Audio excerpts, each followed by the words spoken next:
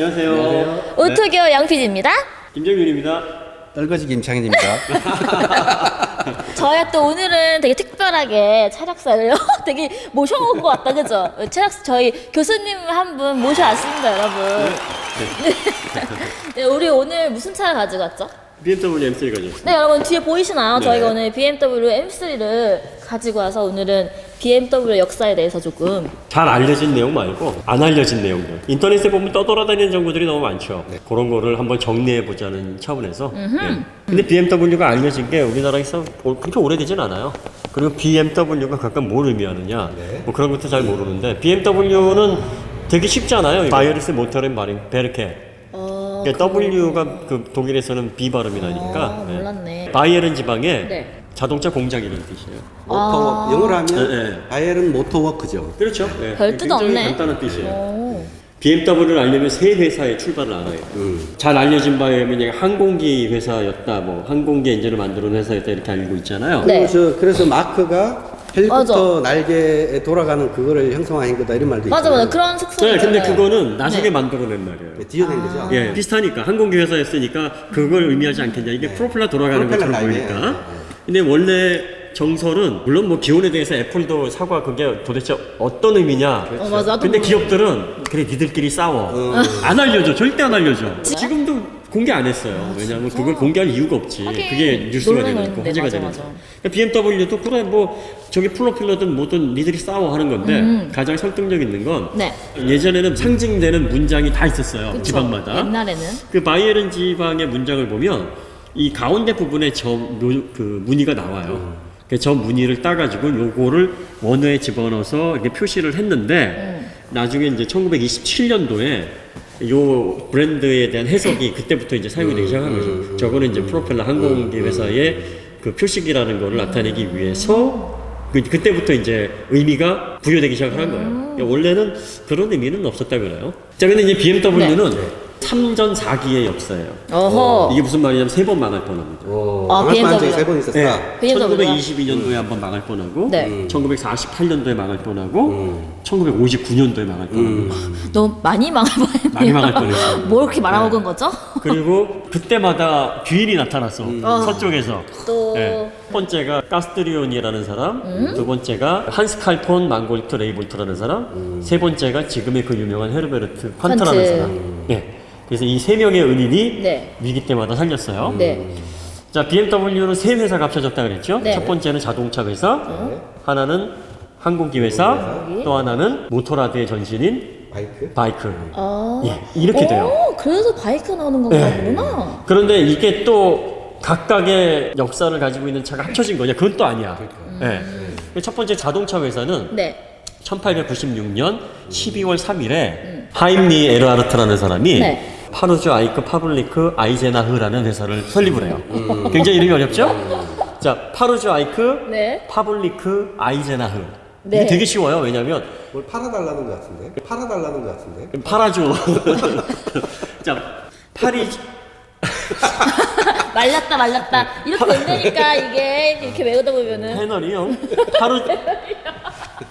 파르주 아이크가 네. 독일 말로 자동차라는 뜻이에요. 그 다음에 파블리크는 공정이라는 뜻입니다. 네. 아이제나흐는 지명이에요. 그러니까 아이제나흐 지방의 자동차 공장. 그래서 파르주 아이크 파블리크 아이제나흐 이 회사를 1896년 12월 3일에 설립을 합니다. 네. 근데 이 회사가 처음에 자전거를 만들고 무기를 만들던 회사였어요. 그러다가 이 회사에서 프랑스 드코빌의 라이센스 모델을 만들어요. 이 회사가 1904년도에 경영진이 바뀌면서 딕시라는 이름으로 회사명을 바꿉니다. 그리고 1907년도에 U35라는 모델을 만들어내는데 그게 65마력의 출력을 냈고 시속 85km까지 달릴 수 있는 자동차였어요. 당시에는 엄청난 고성능 그치. 자동차였습니다. 그치. 그래서 딕시라는 회사가 다임러 벤츠 그 다음으로 꼽히는 회사로 성장을 한 거예요. 네. 그러다가 1차 세계대전이 벌어졌는데 무기를 만들어다 보니까 전쟁 배상금을 이제 내야 되잖아요. 그래서 회사가 이제 휘청휘청거리게 된 거예요. 전쟁이 끝나고 나서. 그리고 나서 경영이 악화되면서 1928년도에 BMW 흡수가 됩니다. 그래서 BMW가 자동차를 만들기 시작한 게 이 회사를 흡수하면서부터예요. 그러니까 1928년도가 BMW에서 자동차를 만든 역사가 시작되는 연도예요. 그러니까 지금으로도 90년 된 거죠. 생각보다 그렇게 오래는 안 됐죠. 네. 자, 그다음에 두 번째 회사를 생각을 해야 되는데 네. 이 두 번째 회사가 중요해요. 라프 모터렌 베르케라는 회사예요. 네. 라프라는 사람이 BMW 창시자라고 알려 있잖아요. 네. 칼 프리드리히 라프예요. 네. 이 사람이 1913년 10월 28일에 줄리어스 아우스피처라는 사람하고 뮌헨 근처에서 라프 모터렌 베르케라는 회사를 설립을 합니다. 네. 근데 뭘 만드는 사람이었냐면 이 사람은 다임러의 항공기 기술자였어요. 나와서 회사를 차린 겁니다. 그래서 항공기 엔진을 만들었어요. 그때부터 직렬 6기통을 사용을 했어요. 지금 프로펠러 비행기 직렬 6기통 그렇죠. 거죠? 그 BMW 하면 직렬 6기통 이게 상징이거든요. 직렬 6기통만 만든 게 아니라 V8기통 엔진도 만들었는데 이 직렬 6기통을 기반으로 해서 라프3라는 항공기 엔진을 만들었는데 마침 이 사람이 사업을 시작하면서 또 1차 세계대전이 터졌어요. 1914년에. 이제 막대한 군수 자금이 이제 들어오기 시작한 거예요. 군수업체로 뽑혀서. 그래서 항공기 엔진을 만들었는데 이 라프3라는 엔진을 딱 만들어냈는데 너무 무겁고 진동이 심했던 거야. 출력은 최고 175마력을 냈으니까 당시로서는 어마어마한 엔진이었죠. 그래서 관심을 갖다가 너무 이게 비행기에 놓으면 막 털털거리고 너무 무겁고 하니까 안 되는 거예요. 그래서 그 이사진 중에서 요세프 포프라는 사람이 또 다임러의 항공기 기술자 중에서 막스 프리츠라는 천재적인 기술자가 있었는데 그 사람을 데리고 와요. 그 사람을 딱 데리고 와서 만든 게 타입 3라는 엔진이에요. 똑같이 직렬 6기통이었는데 가볍고 진동 없이 만들어낸 거예요. 그게 1917년 5월 20일이었어요. 이 엔진이 그 러시아 군부에서 600대 수주를 받은 거예요. 대박이 난 거지. 대박 쳤구나. 그래가지고 BMW 이사진이 네. 야 이제 회사를 다시 바꿔야 돼. 정상화 시키기 위해서 칼 프리드 라프를 빼버리고 계약 해지하고 요세프하고 막스 프리츠를 세워서 다시 회사를 설립하자. 그게 1917년 7월 25일입니다. 이때가 BMW의 원년이에요. 그래서 BMW가 작년 7월 25일에 100주년 행사를 했어요.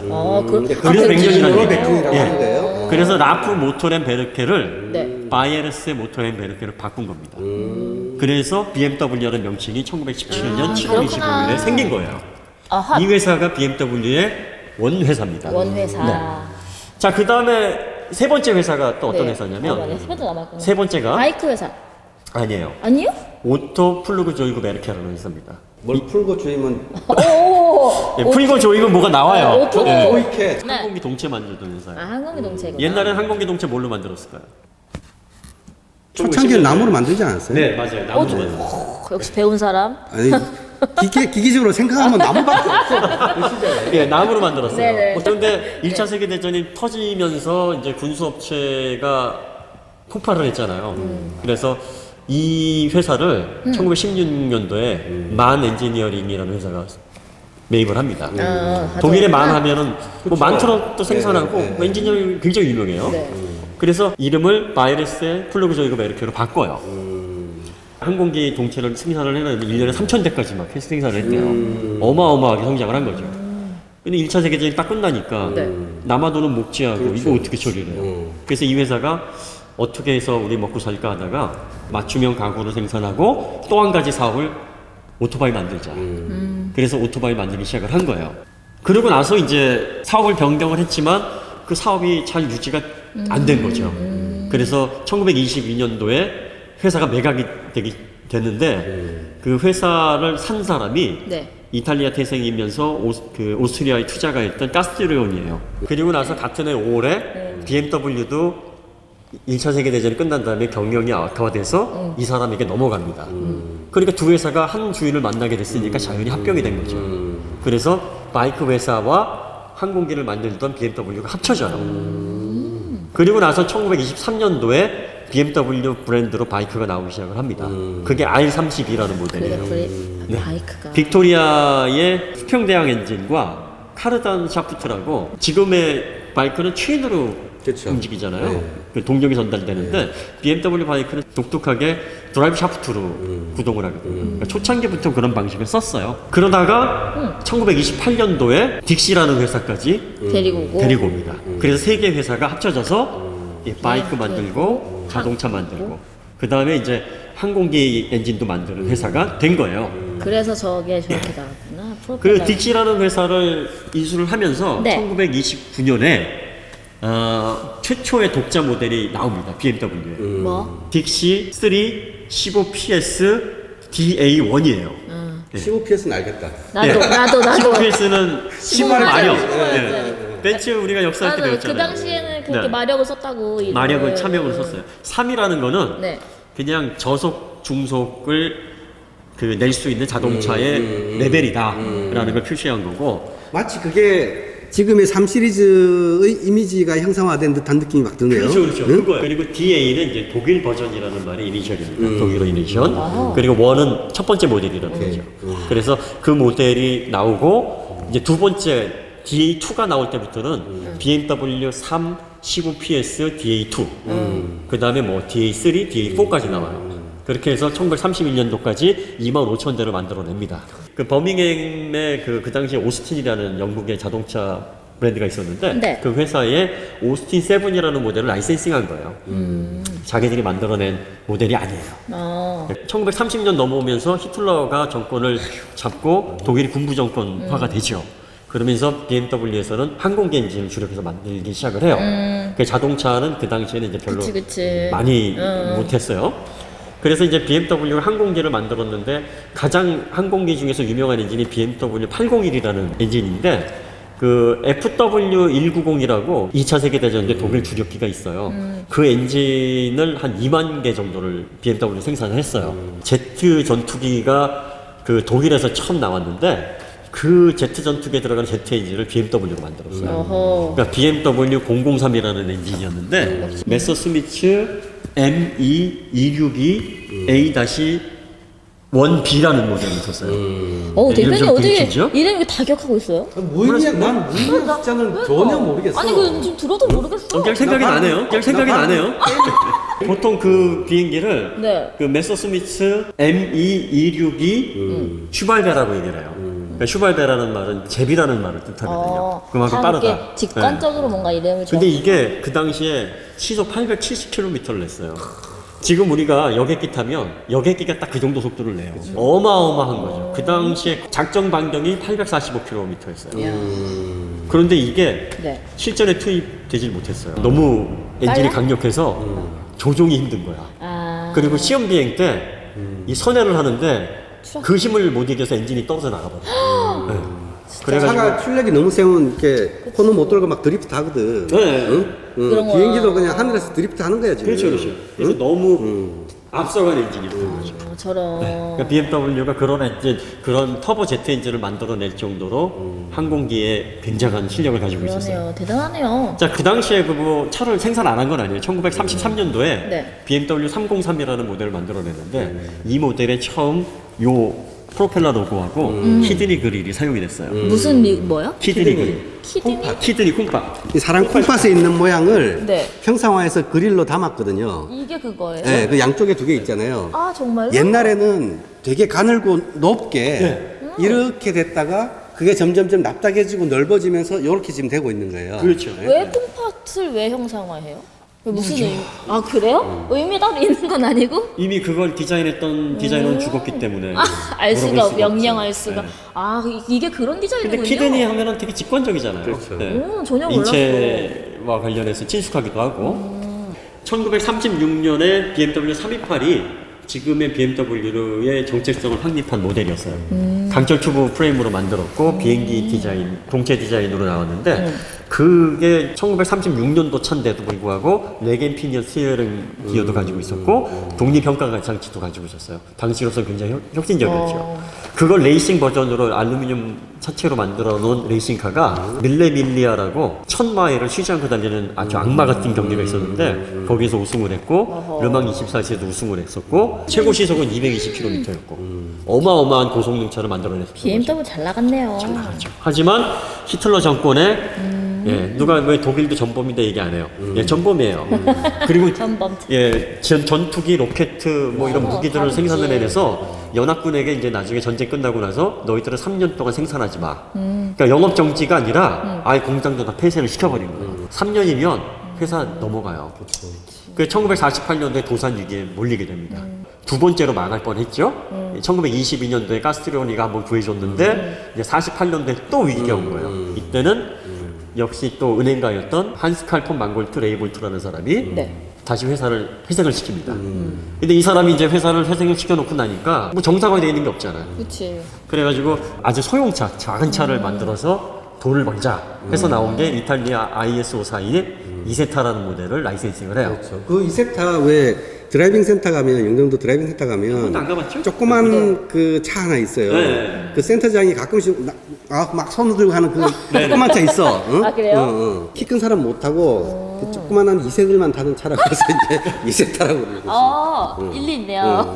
이 폭이 1.2m밖에 안 돼요. 진짜 크신 분, 뒤에는 50cm. 크신 분 못하겠다, 네. 진짜. 문을 앞으로 열어요. 어머머머, 네. 보고 싶다. 그리고 키우고. 2인승이었고 13.2마력을 냈대요. 이게 잘 팔렸어요. 잘 팔려가지고 돈을 많이 좀 벌었고 그리고 이제 BMW 700이라고 네. 리어 엔진을 단 또 소형차가 하나 있어요.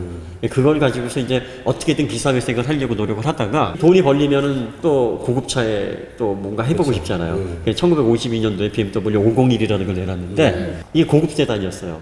망했죠. 한 번 해봤는데 이제 그만해야 되는데 또 했어. 1956년도에 507이라는 모델을 냈어요. 당시에 메르세데스 벤츠가 300SL을 내가지고 공존의 히트를 쳤고 미국은 이제 전쟁 이후에 특수가 생겨서 호황을 누리고 있을 때예요. 가만히 있을 수 없지. 야, 우리도 저기 가서 좀 팔아보자 해서 507 컨버터블을 만들었는데 역시 망했어요. 네. 계속 이게 망해. 150마력 당시로서 150마력 내고 시속 223km까지 냈기 때문에 어마어마한 성능이었는데도 망했어요. 아유. 그래서 1959년도에 또 한 번 이제 위기가 왔어요. 이제는 진짜 넘어갈 뻔한 거예요. 빨리 왔네요. 48년에서 한 10년도 안 돼서 그렇죠. 10년 만에 온 거네. 네. 메르세데스 벤츠가 그 당시에는 킹왕짱 그래. 그리고 뭐 대형 세단 시장에서 절대적인 위치를 점유하고 있었고 미국에서 수출 많이 하고 이러던 시절이어서 돈이 많았어요. 그래서 또 칼 프리드 라프라든지 요세스 포프, 막스 프리치가 다 다임러에서 넘어간 사람들이 있어요. 맞아, 맞아. 그렇지. 그때 그러니까 메르세데스 벤츠는 항상 무슨 생각을 하고 있었냐면 내 새끼. 내 거. 저것들 빨리 데리고 와야 되는데 아, 내 건데. 내 새끼인데 빨리 흡수하자. 그래가지고 그치, 그때 당시에 생각하지. 이 사진 중에서 헤르베르트 칸트라고 그지? 퀀트. 예, 그 집안이 부자예요. 굉장히 부호였고 메르세데스 벤츠의 대주주 중 한 사람이었고 BMW 주식도 많이 가지고 있었어요. 그러니까 금수저네, 금수저. 금수저죠. 예. 그냥 금수저였네. 그냥 금수저가 아니고 황금수저. 아, 황금수저. 그죠? 독일의 황금수저. 맞아. 아주 유력한 사업가였고. 순금. 근데 이 사람은 BMW를 인수합병하자고 하는 그 이사진의 리더였어요. BMW를 이제 인수하기 위해서 그 상황을 보고 있었는데 그 당시에 BMW 소액주주들하고 엔지니어들이 결사적으로 왜? 합병이 안 되려고. 왜냐면 자존심이 있거든. 아, 자존심. 왜냐면 이렇게 포르쉐나 어떤 그 나름대로 색깔을 가지고 있는 회사들이 예를 들어서 현대한테 합병이 된다. 아니면 뭐 이렇게 중국 그치. 이렇게 합병이 된다. 나는 기술적으로 뛰어난 이만큼 높은 사람인데 맞아. 벤츠 유명하게 잘 팔리긴 해도 내가 이렇게 새끈한 차를 만들 수 이거 내가 절로 가야 돼? 아, 그치. 그럴 그런 느낌이 확 드는 거죠. 기술적인 관점에서. 내부적으로는 엄청나게 반대를 했고 그렇겠지. 저항을 한 거예요. 그런데 메르세데스에서는 이제 칸트를 앞세워서 야 일단 와. 빨리 저거 가지고 와라. 데리고 와. 우리가 먹자. 우리가 그래서 키우자. 서브 브랜드를 키우자. 그래서 인수합병을 하려고 했는데 칸트가 대단히 판단력이 뛰어난 사업가였거든요. 머리 극적극적하면 생각을 해보니까 아, 쟤네들이 기술력도 있고 저렇게 자존심도 있고 한데 뭔가 될 것 같은 거야. 그래서 합병을 지휘하던 리더가 갑자기 돌아서 버린 거야. 야, 차라리 BMW 주식을 우리가 모을 수 있는 만큼 사서 내가 쟤를 살려볼래. 그래서 다른 이사진들은 이제 황당한 거지.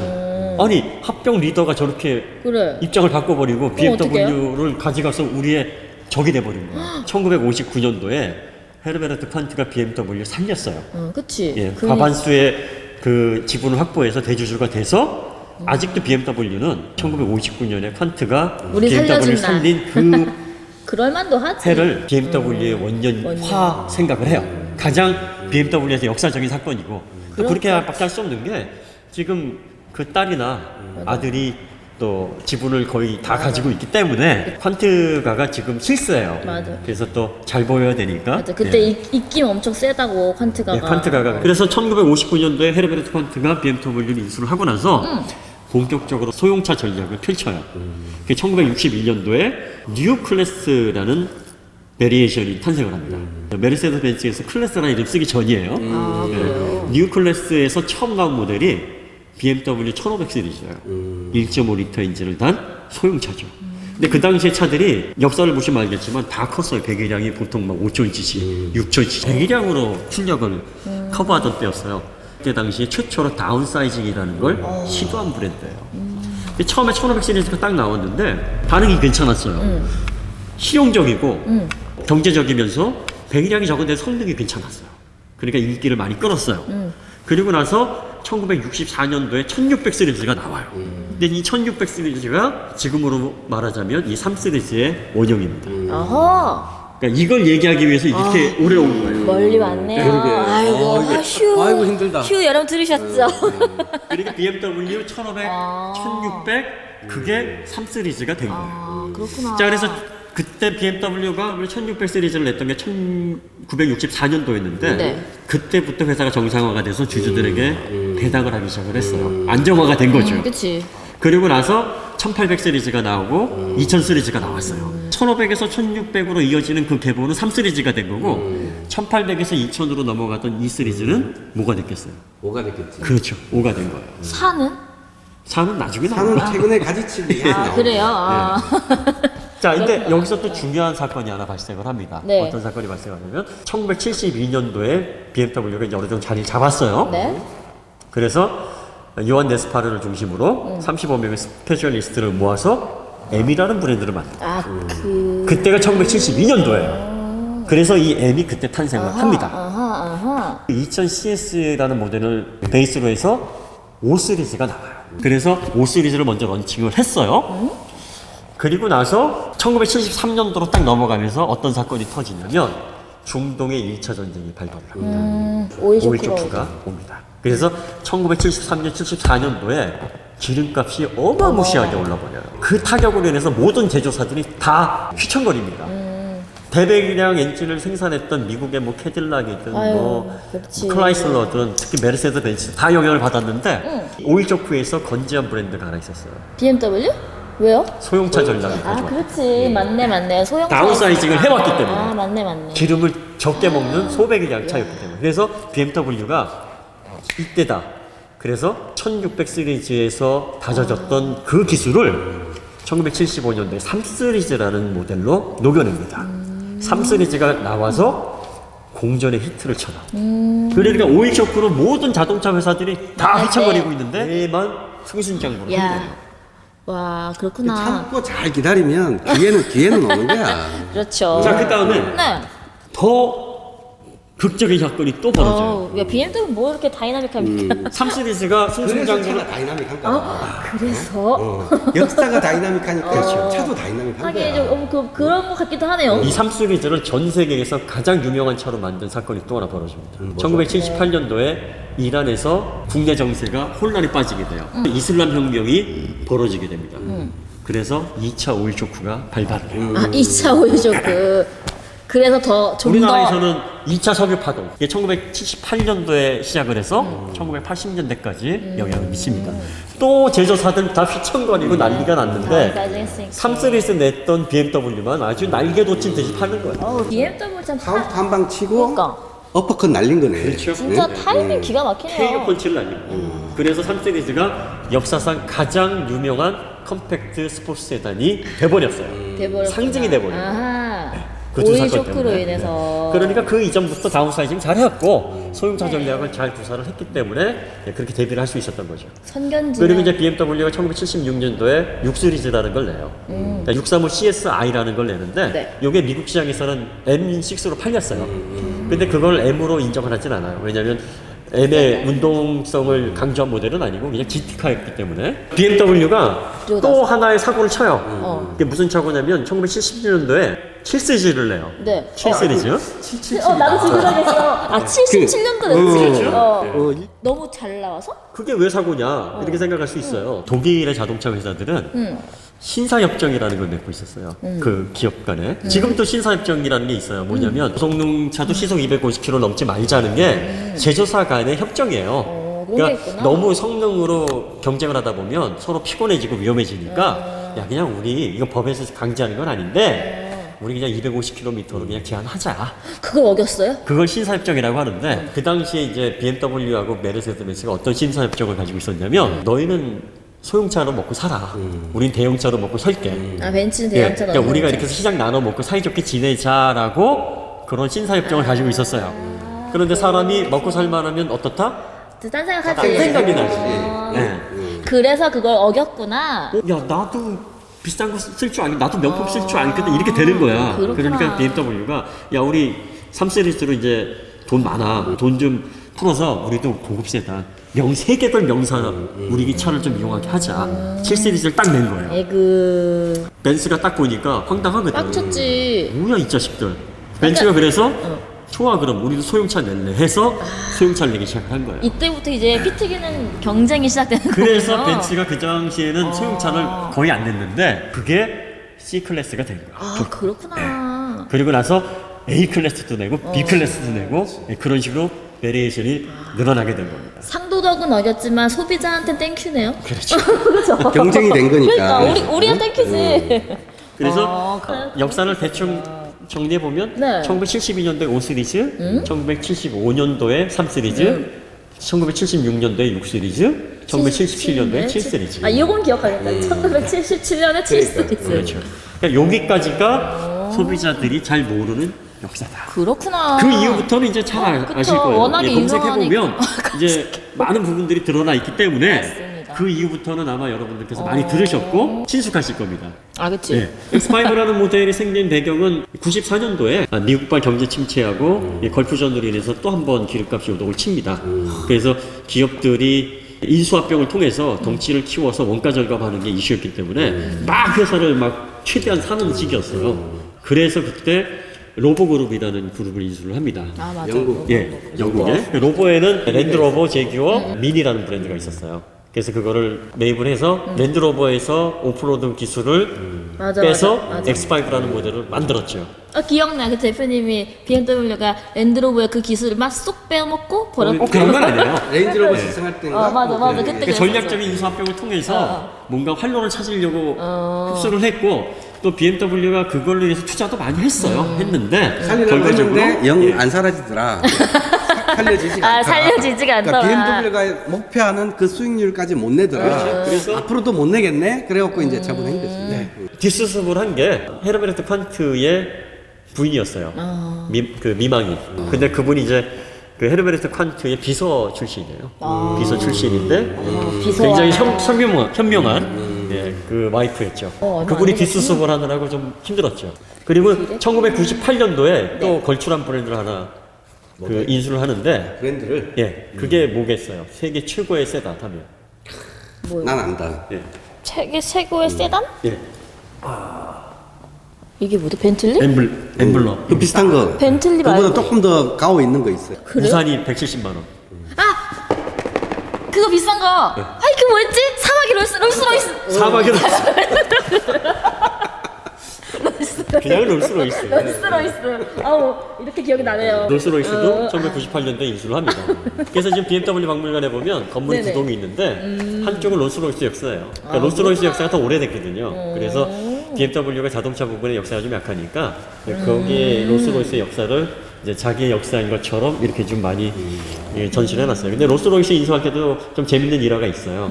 그러니까 처음에 롤스로이스 인수를 BMW가 진행을 했는데 네. 폴kswagen에서 그걸 어떻게 알고 경쟁에 같이 참여를 하게 된 거예요. 그래서 둘이 경합을 하다가 롤스로이스와 벤틀리 공장은 폴kswagen에서 가져가 버리고 공장은 BMW는 브랜드만 인수를 하게 된 거예요. 근데 어차피 폴kswagen은 벤틀리를 갖고 싶어 했고 공장을 갖고 싶어 했거든요. 그러니까 자기 목적을 그러네. 달성을 한 거예요. 롤스로이스 브랜드는 갖고 싶어 하질 않았어요. 그래서 BMW가 롤스로이스를 인수한 다음에 구두두에다가 롤스로이스 공장을 새로 만들었어요. 그 롤스로이스 공장이 영국의 구두두에 있는 이유가 브랜드만 사왔기 때문에 공장을 못 가져왔어요. 그래서 공장을 다시 설립을 한 거죠. 그래서 롤스로이스가 그 우리 저 인테리어 보면은 우드 그레인이라 그래갖고 뭐 가짜 나무 붙이고 막 하잖아요. 그 걔네들은 그 가짜가 없어. 나무를 진짜 좋은 나무를 쓰는 거야. 굿 우드. 나 지금 뭐 말려들었어. 뭔가 근데 설득력 있네. 공부가 되는 개그였습니다. 그래서 BMW 역사가 그렇게 정리가 됩니다. 요거는 아마 많은 분들이 잘 모르시는 어, 걸 그러게요. 거예요. 그리고 재밌네요. 단편적으로 흩어져 있거나 아니면 좀 잘못 알려져 있는 것들도 있는데 네. 그냥 한마디로 얘기하면 세 개의 회사가 합쳐졌고 그 세 개의 회사가 3전 4기를 거쳐서 오늘날의 여기까지 BMW가 됐다. 깔끔한 정리. 네, 그냥 BMW도 사연이 많다. 누구에게나 어려운 시절은 많지만 그럼요. 특히 BMW에게 많았다. 아하. 그래서 다이나믹이었어. 아, 그런 그치. 것이. 다이나믹하다. 팔자가 다이나믹하다. 팔자가 그래서 달리기도 다이나믹하다. 다이나믹하다. 그래도 한 50년 동안 좀 차분하게 살아왔네요. 1959년서부터는 안정적으로 잘 발전해 왔고 지금은 뭐 100조 이상의 매출을 올리는 네, 어마어마하네요. 어마어마한 회사가 됐죠. 이 얘기는 오토기오 웹진감이 있나요? 있습니다. 흩어져 있겠죠. 지금 네. 그걸 다 집계승해서 네. 30, 네, 아, 20, 그렇구나. 30분짜리 영상으로 지금 풀어내신 거예요. M3가 이제 끝물이기도 하고 네. 또 여러 번 했다 보니까 네. 역사 얘기를 많이 이제 좀 비중을 뒀는데요. 뭐 자동차 좋아하시는 분들은 이런 거 아시면 재밌죠. 이렇게 상식되고 또 어디서 얘기도 해주고. 뭐 자동차 이해하고 브랜드를 이해하는 데도 도움이 되니까요. 맞습니다, 맞습니다. 저희가 앞으로 기회가 되면 네. 브랜드 하나하나씩 이런 식으로 그럼요. 숨은 이야기들을 좀 네, 정리해 보도록 흩어져 하겠습니다. 있는 모든 이야기 이렇게 모아서 오토기어로 모든 길은 어디로 통한다? 오토기오. 아 죄송합니다. 이거 오바야. 오바야 오바. 아, 네. 저희 또 이제 오늘 이렇게 역사 얘기 좀 듣고자 김정민 교수님 모셔놓고 아이고 무슨. 얘기를 들어보았는데 여러분 이렇게 또 앉아서 하니까 색다르긴 한데 색다르네요. 네. 굉장히 훨씬 집중도가 있는 것 그죠. 같아요. 약간 그런 거 있는 것 같아요. 운전 안 하고 들으니까 약간 들리네요. 보시는 분들이 이게 좀 더 편하시다고 하면 앞으로는 좀 이런 방식으로 좀 돌아오는 걸로 자, 참고해 주시면. 제가 명언 하나 만들겠습니다. 네, 따라 자동차 역사를 잊은 사람들에게 와인딩이란 없다. 앞으로 와인 못 먹겠네? 자 인사합시다. 네, 금방 끝내랍니다. 네, 지금까지 BMW 역사였습니다, 여러분. 네. 다음에 또 더 좋은 콘텐츠로 돌아오도록 하겠습니다. 안녕. 감사합니다. 네.